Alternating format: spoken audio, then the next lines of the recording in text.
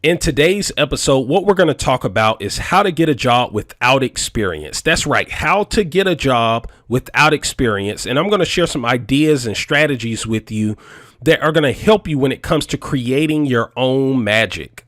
Let's talk about it.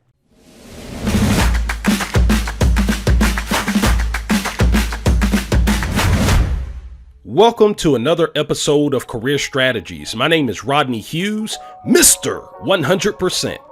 Today's episode is being brought to you by The Ugly Truth About Getting Hired, how to land the job of your dreams regardless of the competition. Do you need help preparing for an interview? In this book, I'm going to teach you how to ace your upcoming interview by avoiding the big mistakes that cause most candidates to fail miserably during a telephone, video, or face-to-face interview. The information in this book is going to help you position yourself to get a top dollar job offer with ease. If that sounds like something you're interested in learning more about, head on over to my website and pick up a copy today. You can go to www.theuglytruthbook.com. That's www.theuglytruthbook.com. Once again, www.theuglytruthbook.com. Okay, so again, what we're talking about here is how to get a job without experience. And what I'm going to be sharing with you in today's presentation is I'm going to share with you 5 strategies that are going to help you when it comes to creating your own magic so that you can get the job even when you don't have experience. All right, let's dive right in. Strategy number 5. You want to temporarily shut down all of your social media. Okay, here's the deal. I have seen so many candidates negatively impacted by things on their social media. And the scariest thing about social media when it comes to you getting a job, period, but especially when you're trying to get a job when you don't have experience in what it is that you're applying for, the weight of your social media can either help you or the weight of your social media can either harm you. Okay, so the thing is I always like to tell people nowadays, especially with as emotionally charged as the world is nowadays, if you don't, especially if you don't have experience in the job that you're applying for, you don't want to run the chance of someone coming across something on your social media that causes them to look at you in a negative manner. All right. So what I always recommend and what I have always done is I just shut down all of my social media. OK, you'd be better off not having any social media. I'm talking about no Instagram, no Facebook, no Twitter, no YouTube. OK, and depending on what your LinkedIn profile looks like, you might even want to shut that down too. OK, because you would rather not show up on social media than to show up negatively on social media. Okay, because especially if you don't have the technical skills that they are looking for because you don't have the existing experience, it just makes it easy for them to kick you out the process if they see something on your social media that they don't feel positive about. All right. Strategy number 4.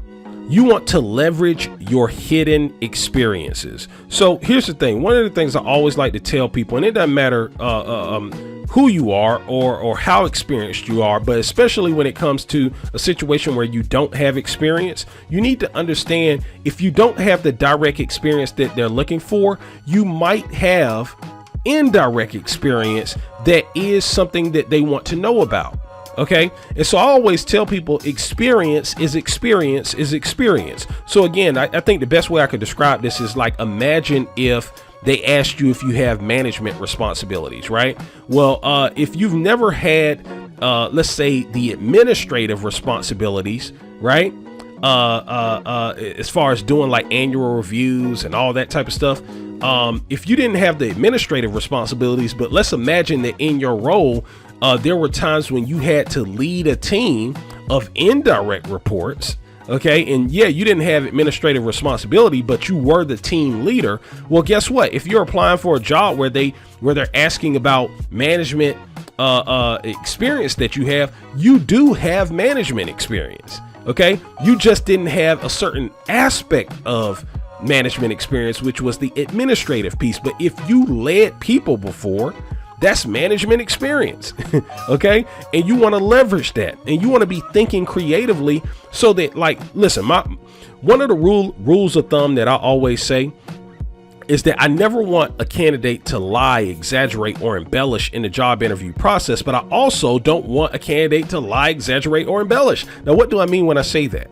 Okay. What I mean is that, like, that type of a question of, do you have management experience? If somebody were to ask me that, and I never had administrative responsibility before, but I did lead a team before, I would say, yes, I have management experience. I oversaw a team of 10 on various projects throughout our organization. And that's what I would say. I keep it at that. I would see a lot of times what people will do when they don't have experience in something is that they get, what's the word that I'm looking for? They get, what is that word? Well, let's just put it this way. They get a little bit self-conscious, okay, when it comes to their experience if they didn't have experience in something, right? But that doesn't mean that they don't have experience. You understand? That means that they might not have experience in one aspect of something, right? So unless the answer is 100% no, okay, that you do not have the experience, then you don't want to say that you don't have the experience. Okay.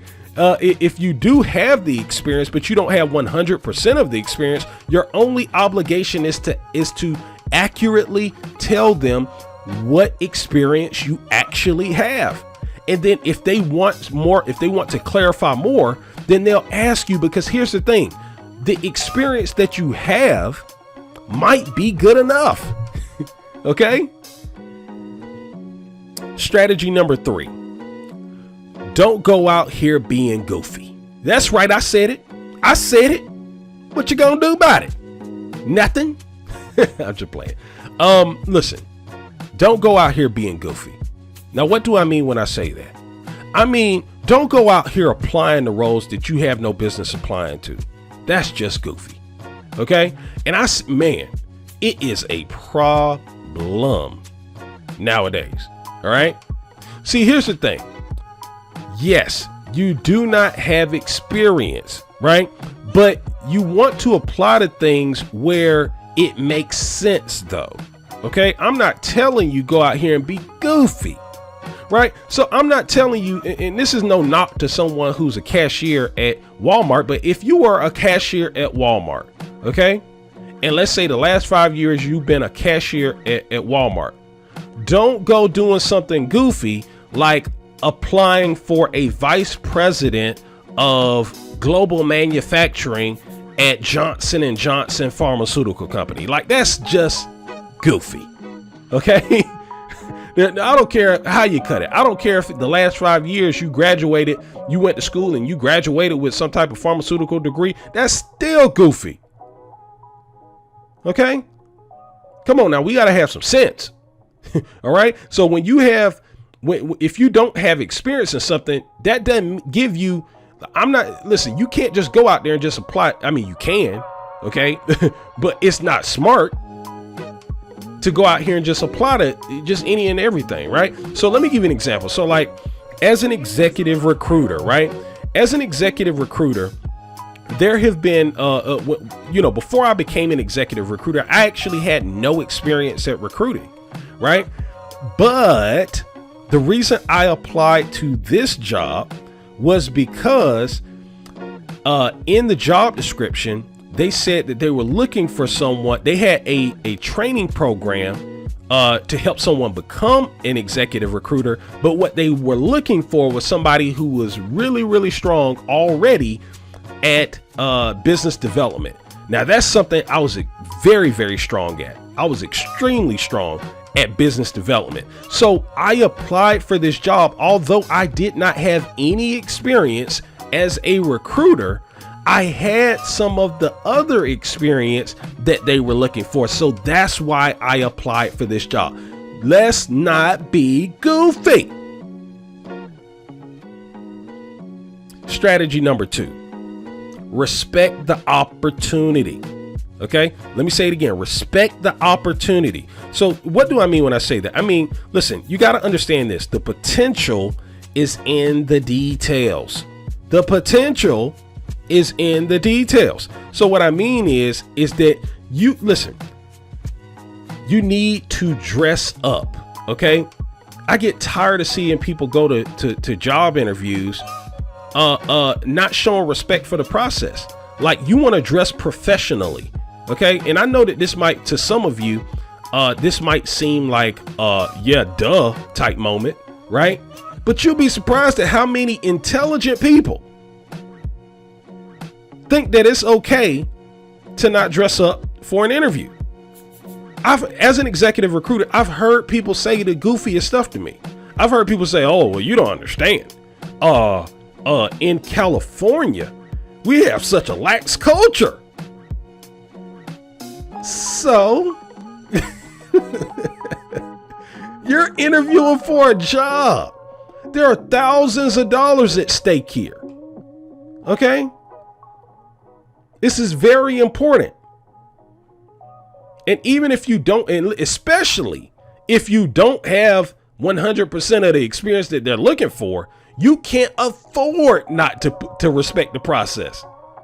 Okay? Because you're already starting off at a little bit of a disadvantage.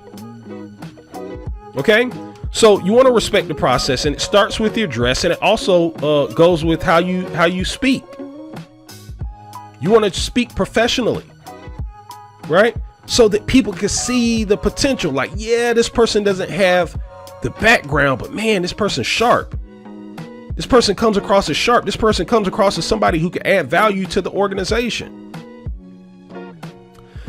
And then lastly, strategy number 1. Here we go. You want to sell the only, that's the key word there, the only thing that actually matters. Let me say it again. You want to sell the only thing that actually matters. And that's a great can-do attitude.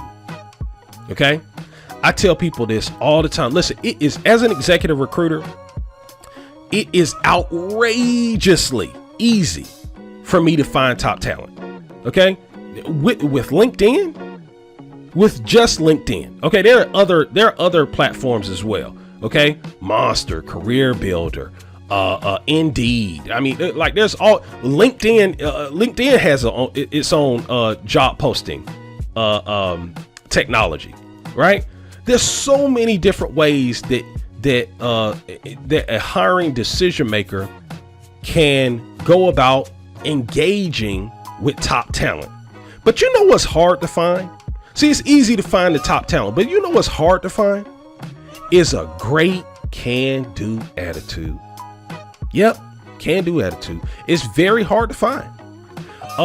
And here's the thing. When you don't have the technical prowess that they're looking for, you have to make sure that you sell your great attitude, because that's all you have to sell. I remember a great friend of mine reached out to me one time wanting to, asking me some opinions, because he knows that I help people get jobs and all that stuff. And, I had to tell him, I said, look, man, if, when you go into this interview, don't even worry about the technical piece. Like, listen, if the technical piece was a problem, they would have never, decided to interview you. Okay. If they cared that much about the technical piece, they wouldn't even interview. They wouldn't even set aside time to interview you. Okay. But here's what I do need you to understand. You got to sell the only thing you got to sell right now. And the only thing you got to sell right now is a great attitude. You want to come across as having a can-do attitude. You want to come across as being a fast learner. You want to come across as being someone who is committed to, if they don't have the answer right now, going to find the answer, and so that you can solve the problems, right? That's what you want to position yourself as, that person. Okay? By demonstrating you have a great attitude. And by the way, when I told my friend that and he actually executed what I told him to do, he got the job. Okay? because having a great attitude is extremely valuable. Hopefully you got great value from today's episode. I have a very special gift that I want to give to you absolutely free. I recently created a virtual course called Perfect Resume Blueprint. In this course, you will discover how to write a highly optimized resume that will help you quickly land job interviews that lead to top dollar job offers. This course is a $247 value, and for a limited time only, I'm giving it to you absolutely free. All you have to do is head over to my website, which is www.theuglytruthbook.com/free course, and you'll get instant access. Again, that is www.theuglytruthbook.com/free course. One more time, www.theuglytruthbook.com/free course, or you can click the link in the description area. Thanks for checking out today's episode. Don't forget to like, comment, and subscribe. And always remember, the only things that pay in life are the things you get done. And that's based on a true story.